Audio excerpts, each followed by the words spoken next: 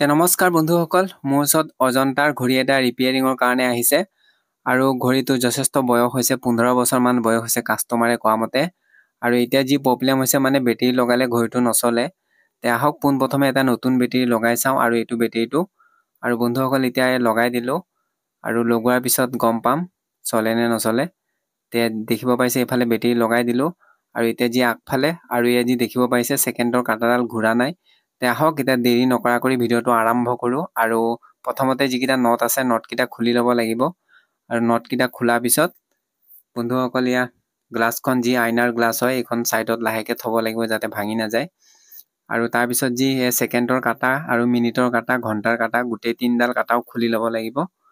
তেতিয়া খুলি ল'লোঁ আৰু গোটেইকেইডাল লাহে লাহে খুলিব লাগিব, লাহে লাহে যাতে বেকা হৈ নাযায়। আৰু তাৰপিছত এতিয়া যি পিছফালে আহিলোঁ আৰু এটা স্ক্ৰুড্ৰাইভাৰ লাগিব সৰু, যি ইঞ্জিনটোক উলিয়াবৰ কাৰণে ইয়াত ঠেট আছে আৰু ঠেটকেইটাক যদি হেঁচি দিয়া যায় তেতিয়াহ'লে ধুনীয়াকৈ ইঞ্জিনটো ওলাই আহিব। আৰু বন্ধুসকলে ইঞ্জিনটো দেখিব পাইছে যথেষ্ট ধূলি সোমাইছে চাগে ভিতৰত, যাৰ কাৰণে এইটো প্ৰব্লেম হৈ আছে। তে আহক পোনপ্ৰথমে খুলি লওঁ আৰু এইটো যি চকা, এইটো যি টাইম মিলোৱা চকা হয় চুইচ। আৰু প্ৰথমতে ইয়াত ঠেট আছে, ইয়াতো 3টা ঠেট আছে আৰু ঠেটকেইটা লাহে লাহে দিব লাগিব, বেছি জোৰেকৈ দিলে আকৌ ঠেটটো ভাঙি গ'লে ইঞ্জিনটো বৰবাদ হৈ যাব।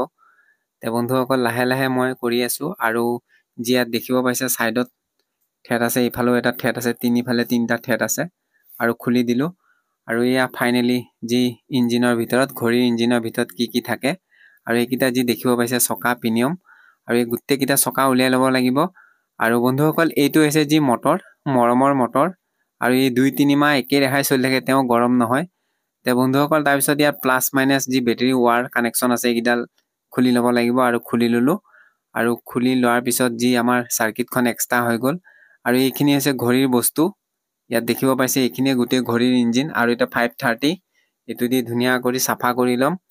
চাফা কৰি লগোৱাৰ পিছত গম পাম ঘড়ীটো ঠিক হ'বনে নহয়।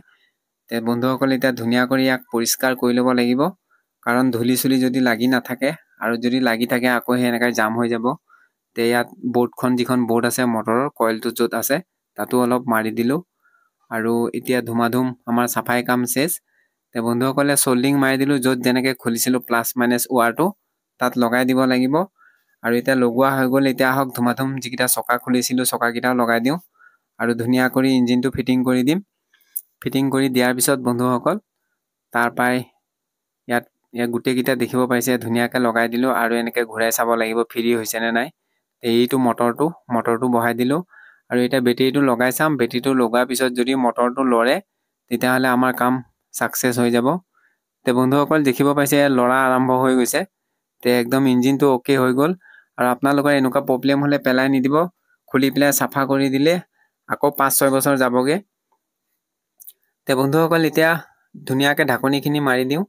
ঢাকনি মৰাৰ পিছত আমাৰ যি ঘড়ী ৰিপেয়াৰিং ছাকচেছ হৈ গ'ল, আপোনালোকে দেখিব পাৰিলে। আৰু এতিয়া যি দেখিব পাইছে চকাটো ঘূৰি আছে সেয়া। তে আমাৰ কাম হৈ গ'ল। এতিয়া আহক ধুমাধুম যিকেইটা কাটাকেইটা খুলিছিলোঁ এইকেইটা ফিটিং কৰোঁ।